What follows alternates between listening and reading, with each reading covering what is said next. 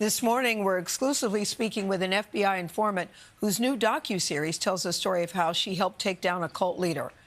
Her name is Christine Marie. She's a cult expert who moved to Utah to document members of the Fundamentalist Church of Jesus Christ of Latter-day Saints. She discovered abuse after their former leader, that would be Warren Jeffs, was imprisoned for abuse and polygamy. So she began interviewing its members, including their leader, this is him, Samuel Bateman, a self-proclaimed prophet who created his own offshoot called the Samuelites. Marie discovered his abuse, including the forced marriage of minors. So she teamed up with the mother of 5 of his wives to gather evidence. Bateman was later sentenced to 50 years in prison. So it's the subject of a new docuseries. It's called Trust Me, the False Prophet, directed by award-winning filmmaker Rachel Dretzin. I didn't see him for some time. And then Sam reappears with a new wife, over 18, but young and beautiful.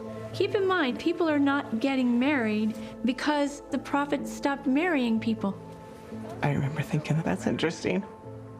How did Sam get a new wife, somebody's been doing something that wasn't put together by the prophet. Rachel Dretzin and Christine Marie join us exclusively on CBS Mornings. Good morning to you both. Really excited to talk to you. I was just going to watch one part of the docuseries, guys. I ended up watching all 4 because I couldn't believe what I was seeing. Christine, I want you to set the stage about how you ended up being there and were able to film them. I moved from Las Vegas to 2.5 hours away to this community, and because I had experience and education, I thought that I could help the people in that community. I went there to help. And let's talk about Sam for a second, because he was described as at one point, a loser. He'd been divorced. Schlump. Yeah, a neighbor said that he was never taken very seriously. I couldn't understand how this man was able to captivate so many people, men and the women. Well, in the Mormon culture, people believe in a prophet, and a prophet speaks directly to God, even in the mainstream LDS church, which I used to be a part of. Mm-hmm. But what Sam did is he became a parasite off Warren Jeffs. In other words, because people had so much loyalty and love for Warren Jeffs, with Warren Jeffs in prison, Sam started representing that Warren Jeffs was communicating with him and made him the new mouthpiece. And people believed him. People believed him. Some people believed him. Mm-hmm. Not a lot. The mainstream FLDS, most FLDS wanted nothing to do with him. But he did convert 3 families with a lot of girls. And Rachel, you worked to ensure that this series was centered around the victims, not the perpetrator of these crimes. Why did you want to create that distinction, and what was your approach to it? Well, I think that something that has personally inspired me, and I know it's inspired others, is the sort of fierce courage that it takes to stand up against someone with authority in this community who claims to be a prophet. These girls are basically raised from birth to obey men and to obey their prophet. And so I really wanted to honor those women who were able to find a voice and to stand up against him. And Christine, how was Samuel Bateman able to avoid authorities for so long? Because people knew about what he was doing. Yeah, that was the frustrating part.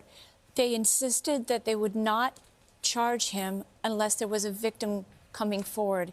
And since there was no way to get a victim to come forward unless we spent the time integrated with them so they would trust me to come forward.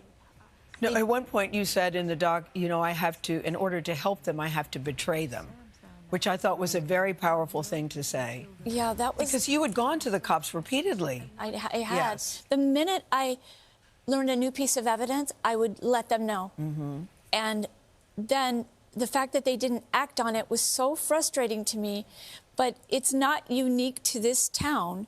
I mean, I guess a lot of law enforcement agencies want a victim before they will charge. But you seem to struggle with using the word betray. I was very touched by that because you knew you were doing the right thing, but you were also worried about hurting them.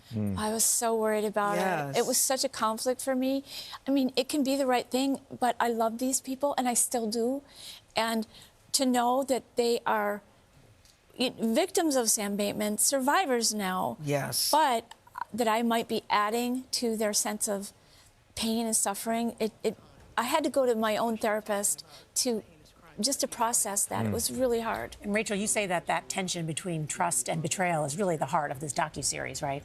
It sure is. I mean, I think in many ways, Christine's our proxy, and the audience is learning the story just as she is in real time. And so the torture that she goes through, the sort of internal conflict she goes through is very central to the story of the film, yeah. Go ahead. What do you want people to think about this community? Because we hear the Warren Jeff story, we hear this story, and I could see people thinking, is that what they all do? How common is this? Most FLDS people do not put up with abuse. It's in the media, there's a lot of focus on the more negative aspects. But when I moved there and I got to know FLDS families, I mean, they're just loving mothers. Some of them are more independent than others, start their own businesses, do their own things. They're all individual people. To imagine an FLDS woman, you just have to say, you know, how do I imagine a woman from New York? There's so many different personalities and dispositions. Yeah. They're all different. And in the end, it was a mother, Julia. She's the hero. She is the real she hero. Had to break the code. Yeah. Rachel Dretzin, Christine Marie, thank you so much for joining us.